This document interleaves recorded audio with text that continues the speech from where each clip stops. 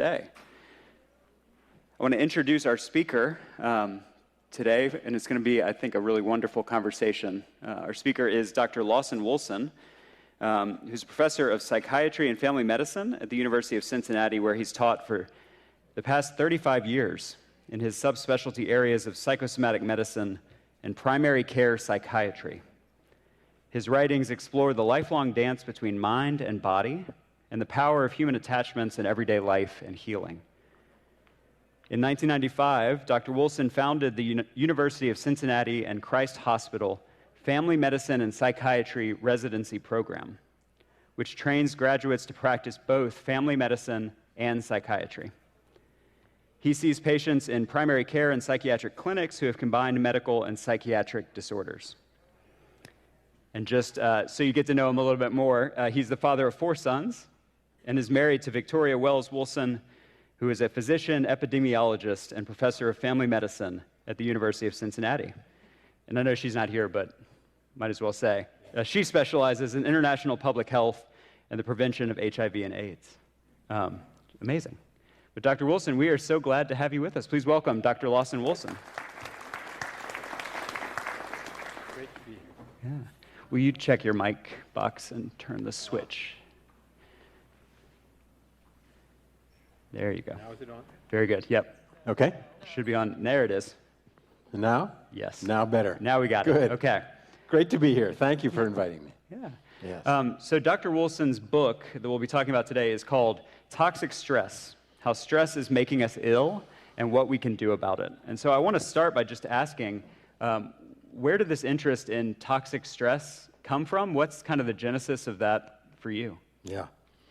Well, I should tell you that I was an English major in college, and through most of medical school I felt like an English major, and science did not come easily to me. And so it's been part of my lifelong wish to be a writer when I grow up. And so one of the things that I've been wondering about during my career, as I go back and forth between mental health specialty sectors and primary care sectors, is there a good book about this? And one of the mysteries that has fascinated me for a long time is how the mind can make the body sick and how a sick body can make a mind sick. And I would go in any given workday from a psychiatry clinic to a primary care clinic. And in the psychiatry clinic, stress is everything. People talk about it. It's part of the treatment plan. There's no question about it. And in primary care, people talk a little bit about stress, but it's rarely a part of a treatment plan. It's really not part of the science. The guidelines for the treatment of hypertension or diabetes or obesity mention almost nothing about stress. And so this dissonance between these two cultures that I was living in raised for me the question, well, what's the problem with stress? And it particularly became clear when I did a review towards the end of the 1990s, published in 1999, on the mortality of stress, of depression. And it was very clear that depression killed people at about twice the rate of people who don't have depression. But it wasn't clear what the mechanism was. How does depression kill people? And that began this exploration into initially depression and heart disease, because most people with depression die by heart disease, just like the rest of us, and they die a good deal younger. And that turned out to not be just true of depression, but true of most severe mental illnesses. And so then the question became, well, what's the really toxic element among all these mental illnesses that takes 10 or 15 years off of people's life? And that's where this idea about writing a book about toxic stress came from. Yeah.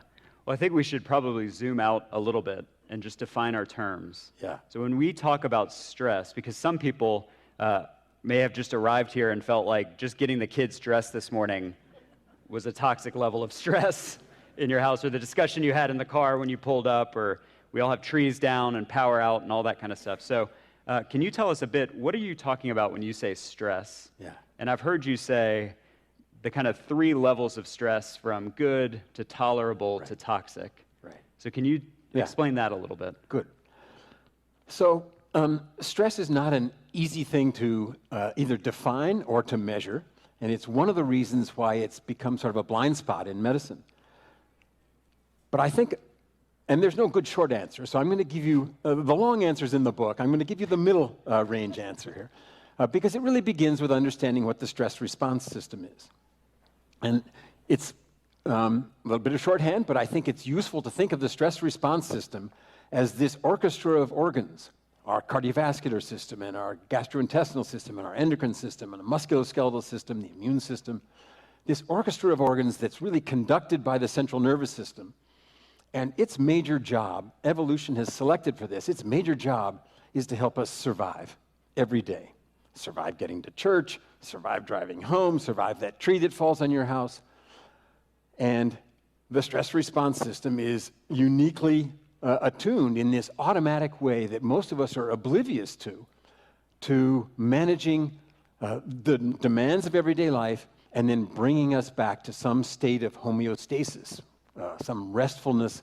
You know, your resting heart rate around 60 or 70 instead of at 120, respiratory rates around 10 or 15. When we get outside of those ranges of normal functioning, we don't function very well, we don't live very well, and eventually we get sick. So good stress, like coming to church or even a tree falling on your house, is something that's fairly short-term, it's acute, and our stress response systems are wonderfully evolved to manage those acute stressors. What makes us sick is toxic stress. And toxic stress, as I'm defining it in this book, is not a tree falling down or even getting to church, because those things are fairly short events, but it's this persistent pattern of demands that appear to exceed our resources. And the important word there is appear. It has everything to do with our perceptions about how much resources we have. Are we up to the demand? And when we think we aren't, then our whole stress response system starts to jack up.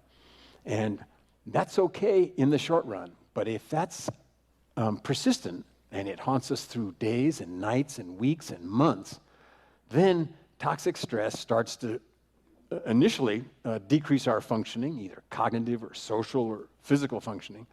Eventually we get some symptoms, and down the road we get illnesses, stress-related illnesses. Yeah. Can you say a little more? Let's go into the weeds a bit on that. How does this long-term exposure to stress, or the kind of that cumulative stress, how does that affect our bodies? Yeah. More than just kind of feeling, Right. what we think of as stress. Right.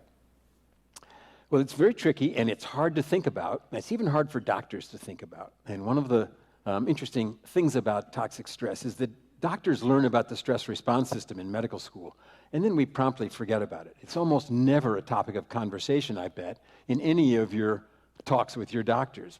Rarely does your doctor say, well, let me tell you about your stress response system. And that's partly because it's a complex system of systems. It's a little bit like our ecosystem, which is also this really complicated system of systems. And so what happens here is dysregulation. This miraculous system is designed to self-regulate. And good stress, and even tolerable stress, is one of the mechanisms by which our stress response system self-regulates and tunes itself up. And rest is the other way that it tunes itself up. And that's why sleep is such a great tuner of our stress response systems. And if you want to think about the complexity of the system, imagine, why does it take us 8 hours every night to reboot? It's partly because during the course of a normal, fairly boring day, we're challenging each little system of our stress response system is getting a little dysregulated. And at night, we got to recoup. And we do that by recouping in many ways, small pauses during the day, and meditation, and eating, and taking a nap. Yeah. I wonder, in the book you have this really great example about the effect of that cumulative stress over a lifetime. Yeah. That in, like you said, a given day, it might be stressful, or we might not even notice that we're stressed. Right. The body kind of resets at night. But persistent stress over the long term can show up in really interesting ways. And I love the example you give in the book is if two people are in a car crash, they can be in the same car, have the same experience, but depending on the cumulative stress of each person's life, that experience, for one person, they may say, oh, it was a car wreck, but thank God we're okay. Right. The other person, it may plunge them into any number of issues. Can you talk a bit about that? Yeah. That maybe the compounding effects of stress? Right. So one of the things that makes the difference between somebody who has a short-term, acute, adaptive reaction to a car crash and somebody whose life is absolutely derailed by it has to do with the way they respond. And people who develop post-traumatic stress disorder carry that trauma over and over and over in their daily ruminations and at night in their subconscious. It haunts them. They get so their stress response system is on over alert and high activity constantly, or at least episodically enough that they feel unsafe much of the time. And that, over many months and years, turns into a syndrome that, with a life of its own, that really wears them down and takes years off their lives. So, this gets back to the question about appearance of adequate resources. And, combat soldiers who don't do well after combat are often groping to figure out how to manage this almost fantasy of a trauma that happened, sometimes worlds away and years ago, that reemerges through their subconscious often and haunts their daily lives, sometimes derails their marriages and their work. So there are many pathways, I think, to persistent stress. PTSD is just one of them.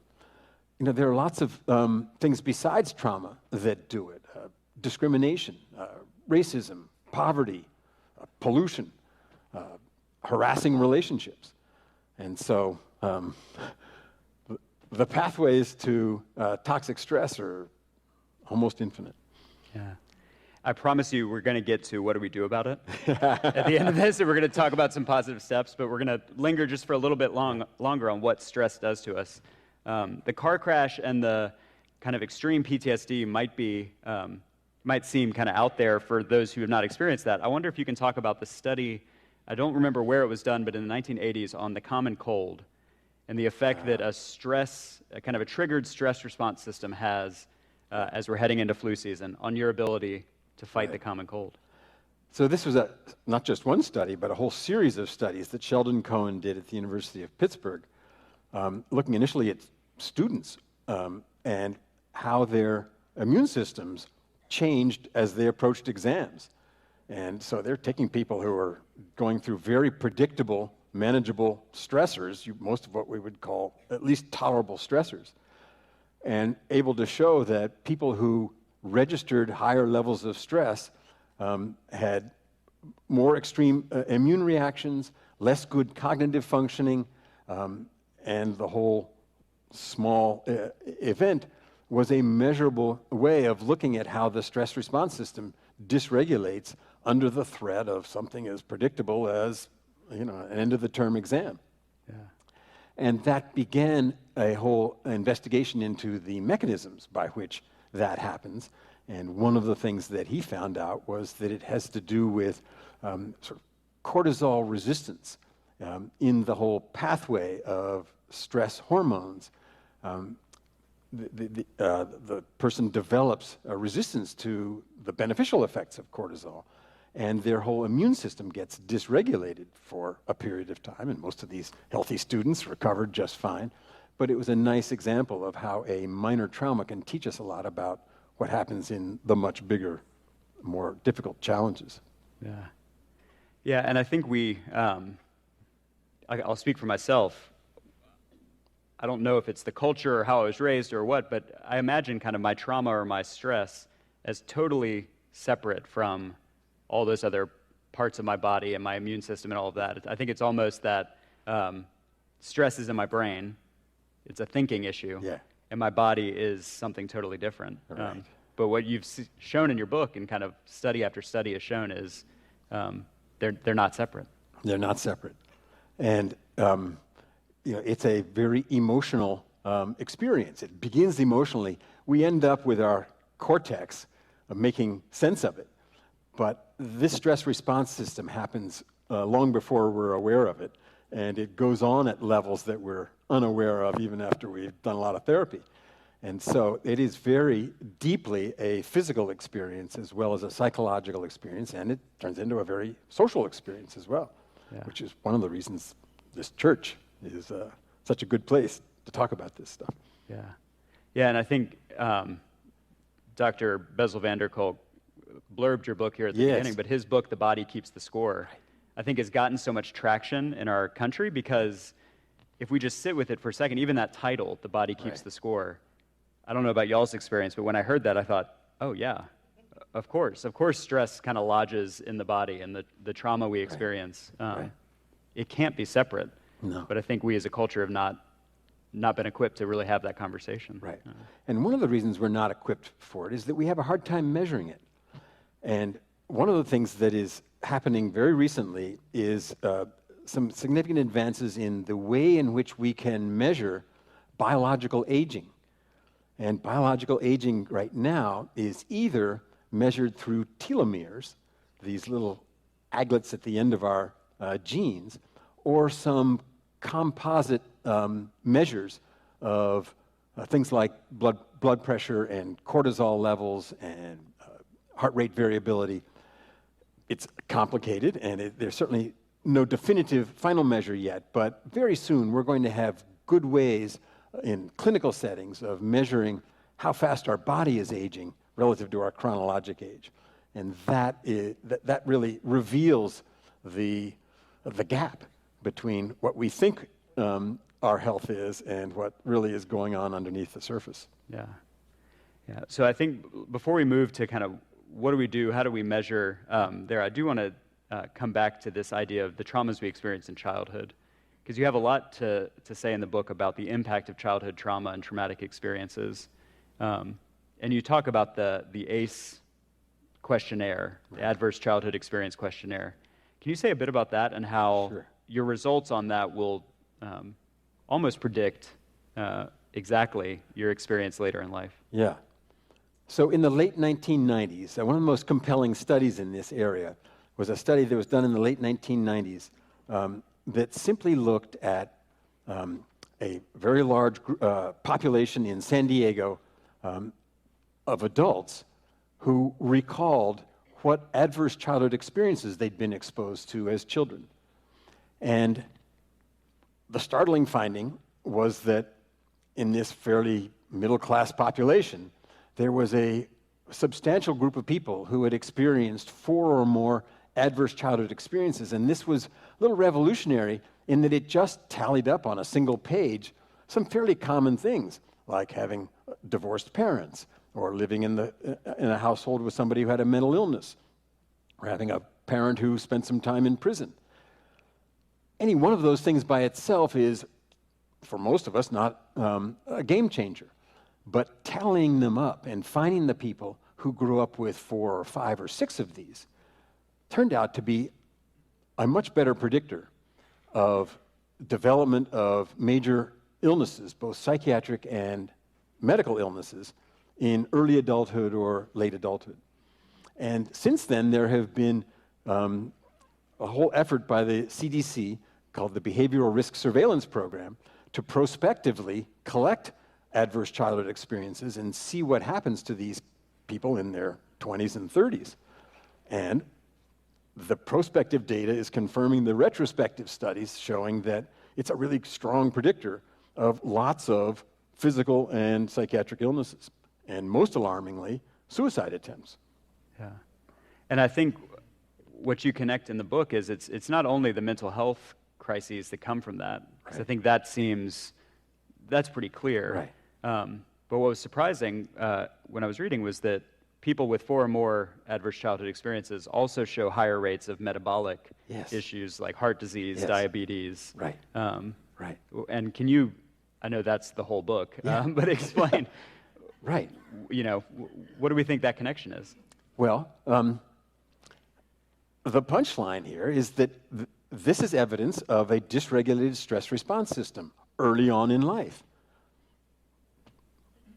I'm stumbling here to think, no surprise, but the truth is, most of medicine is surprised to find this is measurable and identifiable early on if you can identify these people who are at high risk.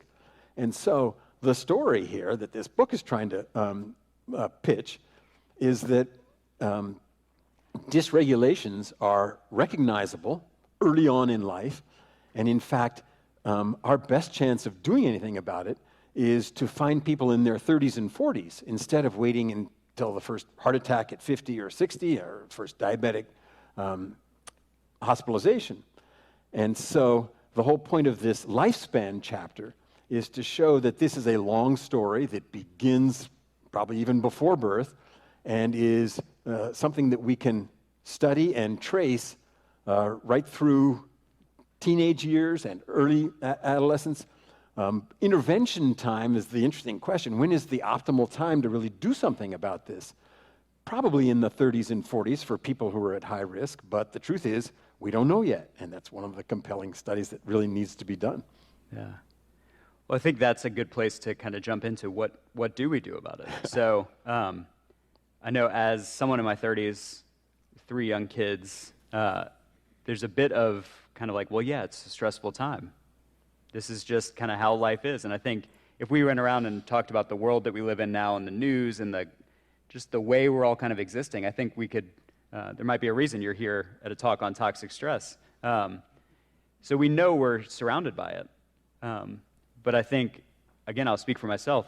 I'm at a loss a little bit of, well, what do I do about it? Is this not normal, and should I not just kind of grin and bear? Yeah. And if not, what do I do? Yeah. Doctor, help. Well, the first thing I want to say to you and to the rest of you is that the stress response system is really a miracle of evolution. And 80% of the people in this room are probably relatively free of toxic stress. Just guessing, right? And that's good news. And you ought to enjoy it. And the kinds of stressors that most of us are faced with every day, turns out we have pretty good resources for doing it. And coming to church is one of these resources, I think. What's crucial, I think, and sometimes life-saving, is to figure out, are we really in that 20% of people who really have been exposed enough to toxic stress that we run the risk of declining functioning or symptoms or stress-related illnesses? And if we already have a stress-related illness, or if we know we've got an illness that really gets worse with stress, boy, that's really the opportunity to zero in and find somebody who can help us study it and do something about it. Yeah. You talk a lot in your book about the rise of lifestyle medicine as one of the means to kind of get ahead of this toxic stress. Right. Because we are coming out of this time where there was a specialist for everything, and every specialist kind of had their focus, and those Venn diagram circles didn't overlap at all. Right. But with the emergence of lifestyle medicine, and you talk about Dr. Dean Ornish in particular, people started asking, well, actually, I think it's all these other habits. It's not just the vital signs and the kind of things we've been covering. We really have to look at the whole picture. Right. Yeah. So I think one of the things that he did that was a service not only to his career but to the rest of us was to show that coronary heart disease can be treated and reversed without stents or coronary artery bypass graft surgery. And this was in an era in the 1980s and 90s when cardiac surgery was sort of the big triumph of modern medicine. But one of the things he was recognizing was that if you don't go to the root of the problem, you just have stent after stent or bypass after bypass, and the root of the problem has a lot to do with the way we lead our lives. And initially, he thought it was really all about diet and exercise, and he pitched that a lot. And then he figured out it was also really a lot about stress management. And then the fourth component that he only arrived at after about 10 or 15 years was what he calls love. And it had to do with, he operationalized it as these small support groups of people with coronary heart disease who would meet every week for 3 or 4 hours and help each other overcome these lethal diseases. And and then what surprised him was that after their 6 or 9 month program was over, these people kept meeting in their support groups informally, even after their rehabilitation program was over. And he had to find out, why do you bother?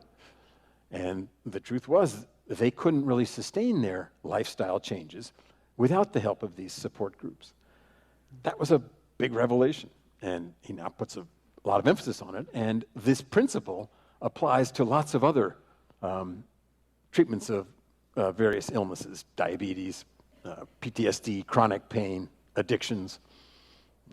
AA figured this out even before Dean Ornish did. Yeah. Well, there's the spoiler to the end of this conversation. What you're doing right now is part of the solution to your kind of tolerable stress, but even to toxic stress, that coming to church, being in community, joining small groups, that seems to be kind of one of the silver bullets for a lot of this. Right. I wonder if we can shift to talk a little bit about our doctors. So you said at the beginning, and you say in your book, most doctors don't really engage people on their stress level. And I'm thinking to the last time I was at my primary care office, and I don't think I got any questions. There may have been a little screening survey I took at the beginning, but stress really didn't come up. Can you help us think about the next time we're at our primary care appointment? Yeah. How do we bring up stress? How do we maybe connect the dots in our own care a little bit? Yeah. It's not easy. And one of the reasons it's not easy is that I think we're missing a really key service in the whole range of great healthcare services that we have. And I think the best way I can frame this for you is to think about how 30 or 40 years ago, the question about whether somebody had dementia was a very tough question to answer, because there were no neuropsychological testing services available, and there was no standard set of tests by which we would evaluate and define early stages of dementia. But over the last 30 years, neuropsychological testing has become standardized and pretty much a standard of care in any large healthcare center.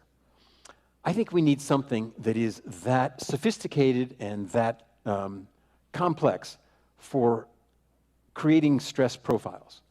In other words, my stress profile is going to be very different from yours, and a cookie cutter just doesn't work. Stress is too complicated. So what we really need is a fairly complex stress evaluation process, like the evaluation of cognitive functioning, to guide treatment plans. And so when you go to your doctor, you probably can't get that, but what you can do is do some kind of very simple 0 to 10 distress rating. There's a thing called the distress thermometer, which is a easy measure that the National Cancer Centers have been using for 20 years. Primary care offices could easily do that. But being honest with your doc and getting your doc to be honest with you about whether or not you've got an illness that is affected by toxic stress of any kind is the first step towards really doing something about it. And I think there's nothing better right now than an illness journal, a diary, in which you keep track for 2 or 3 months on an everyday basis of your levels of stress, your highest and lowest levels of stress, and key indicators of whatever the illness is that you're dealing with. If it's chronic pain, that might be pain ratings. If it's diabetes, it might be glucose ratings. And in that way, you and your doctor together can figure out, do these things really track together, or is this kind of random noise? Not everybody with diabetes has stress-related diabetes. Some people are more stress responsive than others.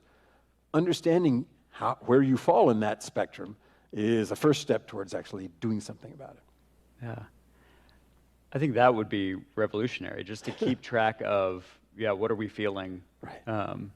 What's the kind of average stress level? Because, again, I'm coming back to my own experience as a parent of a bunch of young kids in full-time work. It kind of feels like the water's boiling all the time. Yeah. And so, little increases in temperature don't seem to affect much. So I think it would be really helpful to see over time. Right. Yeah. And one of the things that we learn when we do this kind of daily monitoring is that what we remember is the boiling water.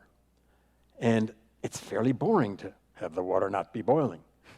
And we often dismiss that, right? And you could learn, there are probably some ways in which you back off, you escape, you get your rest, and that's what keeps you going. You wouldn't be here still if you hadn't figured that out. And we often don't really understand how it is that we're coping, but this is a good way of figuring out whether you are and asking yourself, something's working here. What is it? Yeah. For some people, it's just efficient sleep at night. In other words, their days can be chaotic. And yet, boy, if they can get 6 or 8 hours of restful sleep at night, they can face the chaos the next day and live long lives. Right? Yeah. I think this is so helpful, and the image that's coming to mind is to kind of think of ourselves, and it may sound really obvious, but we are the ones who need to keep track of all of these different things going on in our life and the different kind of physical responses, because, as I said, we have specialists who are focused on individual parts of our bodies. And there may come a glorious day where they are all working as a team and talking to each other, and, God willing. But at this moment, we are the ones who have to kind of keep track of that. Right. We talked last night about the tunnel vision that can happen in a doctor's office when you're at your cardiologist and they ask you how you're doing, and you think, well, he's only asking about my heart. So my heart feels fine, but instead for us to come back to really that whole picture, my stress level does affect my heart, right. does affect my the operations of the rest of my systems. Right. It is a symphony, it's an orchestra. Right. And it's complicated, which is why we're probably better doing this in small groups than we are alone or with some high-powered specialist. Yeah. And that's where finding people who can help you manage this kind of journey is life-saving. Yeah. Well, that's a good, beautiful segue to talk about the Center for Wellbeing and Care that we're about to open just down the hall. Christ Church has been on this journey of well-being for a long time. I would say it started when the church was founded. If you don't know our origin story, we were founded in 1942 in the midst of World War II, when gas rationing and supply chain issues led to a group of Episcopalians in this neighborhood not being able to get to Uptown to go to church. So they met in a pharmacy, which is now Sundries, which I love, met in a pharmacy to do Sunday school. And it's that same kind of small group impulse in the midst of crisis that brought people together to form Christ Church. And so now we've kind of moved down the path a bit, and we have the Center for Wellbeing and Care that'll open next month. I wonder if we can talk for the next little bit about what might the Center for Wellbeing and Care have to say about all of this toxic stress, or these stress kind of resilience things that you suggest in the book. Yeah. So I think that look at the contrast between the title of my book and the name of your center. Right. I think one of the best antidotes to toxic stress is a focus on well-being. And it'll be interesting to see how you end up defining it. But one way of defining it is the collection of positive emotions. I first came across this idea through a mentor of mine, George Valiant, who wrote a book called Spiritual Evolution, published in 2008. And I was just rereading it as I flew down here and thought it may be a really good guide for how you're going to operationalize well-being. Because well-being is sort of the opposite or the flip side of toxic stress or ill health. And most of medicine is focused on problems and diseases. It works better I think, to beat toxic stress, to focus on well-being, on positive emotions. This book is organized around 6 positive emotions: faith, love, hope, awe, gratitude. And there's an anatomical equivalent to this. Emotions really happen in the limbic system of the brain. Reason is housed mostly in the cortex of our brain.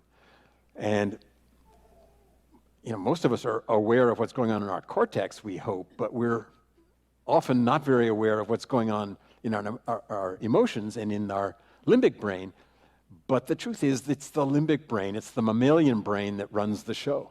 And then we use our reason to try to rationalize why we do things like take another drink or skip out on church.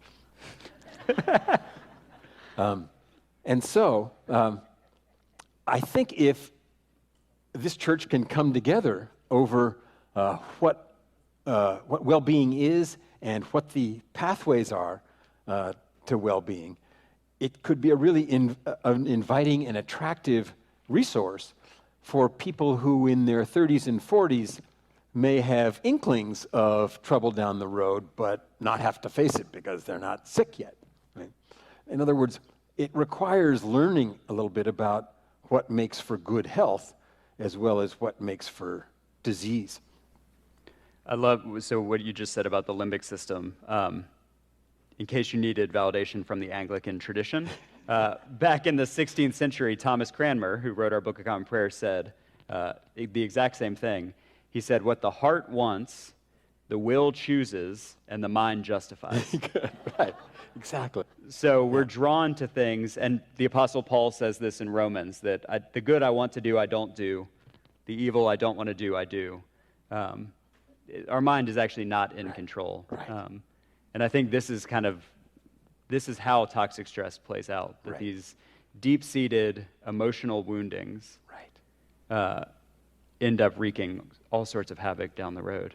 And in some families, this toxic stress is a family tradition and it gets passed down. Intergenerational trauma is one of the ways. And, we often don't even wake up to it until we're grown up enough to see the big picture. That's a tough legacy. Yeah. Well, in your book, you have a few different case studies that kind of follow through the book. And one of them is Teresa, who has just an incredible story of trauma and ends up, I think, having her first heart attack in her 50s, maybe. Until that moment, no one has put together her life story on one sheet of paper to see the whole experience of what she's been through. She's kind of been putting out fires at every moment of her life, but only after the heart attack. I wonder if you can say a bit about that. Right. It was actually hemorrhagic pancreatitis that landed her in an ICU for nearly 2 months. But this is a really spunky woman who was good at putting out fires. And she was sort of charming and a can-do kind of person who ended up going into the army and outdoing her male fellow soldiers in boot camp, and the abuses accumulated. It turned out that there had been a number of adverse childhood experiences as a child, 6 or 7 of them, once we got around to counting them. But she was not interested in thinking about stress, and her primary care docs, she looked pretty good to them, even though she had some risk factors. She had metabolic syndrome at 34. But it wasn't until this near-death experience with pancreatitis that she woke up to really needing to look at the bigger picture. And fairly quickly, within about 3 years, she had sort of drunk the Kool-Aid and became a peer coach in the VA system. And there's nothing like teaching it to own it. And she really became a good coach for a lot of her peers who were on the same kind of pathway of looking the other way. Yeah, and I think what her story and all the stories in the book show me for the Center for Wellbeing and Care is that we don't have to be a place where we kind of have the answers or you come to be fixed necessarily, but we can be a place where you can be vulnerable and talk about the experiences of your life, the stress you're experiencing. I said earlier that small group seems like the silver bullet, and that was probably a bit strong. It won't magically solve all your problems, but you have to have somewhere in your life where you can be honest and vulnerable. I think that's really hard in Charlotte and in South Charlotte. I think it's hard in our kind of social media age when we're supposed to be polished and filtered and kind of put together. We had dinner last night, and someone mentioned how in Charlotte, and I think it might be true at Christ Church, when you say, "How are you?" everyone's fine, just fine. Yeah, everything's fine. And I would add to it, I think more recently, it's busy. Things are really busy, but good. Yeah, it's all good stuff. And you can kind of see the cracks in the foundation, maybe in the eyes a little bit when people say that. So I think that might be, if we're looking at what's success for the Center for Wellbeing and Care, if it can be a place where we can be honest and vulnerable, either with one of our counselors or with one of our clergy or in a small group setting, that has the potential to kind of let some of the air out a little bit of this stress. Yeah, no question. Yeah. Golden opportunity. Okay. Yeah. Well, there we go. Okay, we're all done. We've done it. I think what I'm curious about here as we get kind of to the end of our time is someone who's heard this and is maybe thinking about the stress that they're experiencing, and maybe it doesn't rise to the level of toxic stress. Maybe there's not a long list of adverse childhood experiences, but people are now just a little more aware of their stress, and they're wondering, back to that question I asked, what should I do? What are the next steps? Yeah. So other than going to the parlor right after our time to buy a copy of the book and to have it signed by Dr. Wulsin, let's talk a little bit about what people can do. Maybe not at the doctor's office, not even in like a formal small group, but how can we fight this? Yeah. Well, I think one of the first kind of paradoxical lessons that I've learned in the course of doing this book is that what is more important than the severity of the stressor, the severity of the demand, is the capacity to recover. One interesting book I read along the way is a book by Lauren Hillenbrand called Unbroken, and it's the story of Louis Zamperini, who was an Olympic runner until he joined the Air Force in World War II and was shot down and spent the next 2 years in a Japanese prison camp, tortured almost daily. And he was a broken man when he came out of there. And he had a rough 3 or 4 or 5 years. But this man lived into his 90s, and he was skateboarding at the age of 88. And he figured out how to recover from this nearly lethal trauma. And I think we all need to remember that on a smaller scale, that no matter what hits you or knocks you down, what's going to really determine the long run is your capacity to recover. And it doesn't have to be immediately either. But developing a habit of rest, these rhythms of rest, I think are the key thing we can learn to do to survive and develop resilience over stressors that we often don't have any control over, And so it's not so important to get control over the threat, and it's even not so important to diminish the intensity of the threat. What is important is to find ways of resting, recuperating, rejuvenating. That's a skill that many of us forget, partly because we live in an age where stimulation is just handy all the time. And we cheat on sleep, and we get overstimulated in ways that are socially praised, right? And so I think we need to figure out what to do with all this stimulation and how to pace ourselves in ways that we haven't figured out yet. Yeah. Well, I think it's handy to think about in our faith, in the gospel stories, we see this pattern of Jesus doing these incredible things and teaching and healing, and then always going up on the mountain or out in the wilderness to be alone and to rest. And actually kind of confounding his disciples who want him to be a go-getter and be efficient, and there's so many people we could heal, and he constantly is just disappearing to go and rest. There's the story of the disciples and Jesus are in the boat, and the storm has come, and Jesus is where? Asleep. He's taking a nap. So not only is that, if you need to hear it from a clergy person, sometimes the right move is to take a nap, that's a good option. But when we ask what would Jesus do, these patterns of rest seem built into his life as well. And I don't mean this to sound as accusatory as it might sound, but do we think we're better than Jesus? Do we think we can just keep going and going and going and never get away, never go to the wilderness, never have that quiet time?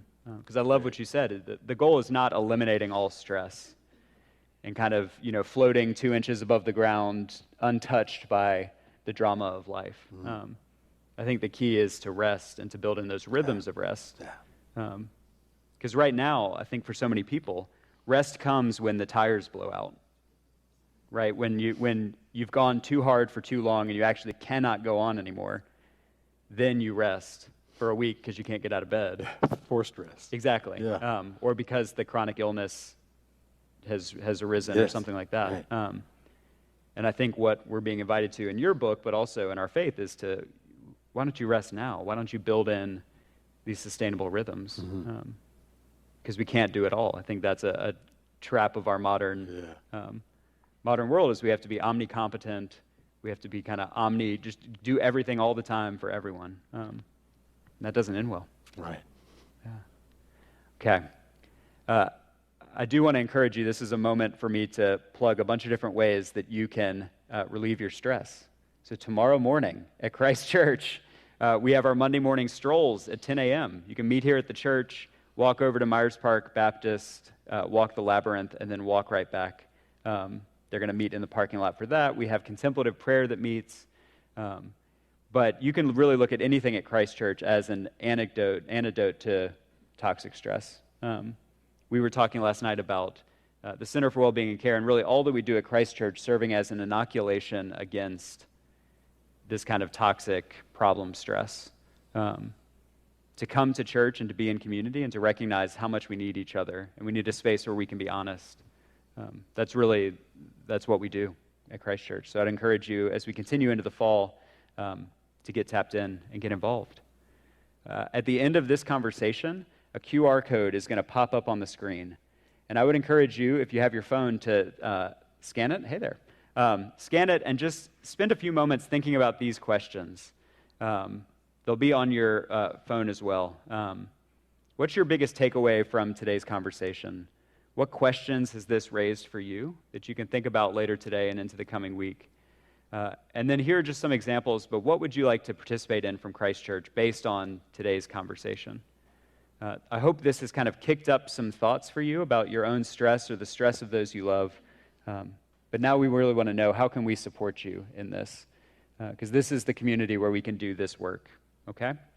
And then pay attention on the other side to some of the other faith forums that we have coming up, okay?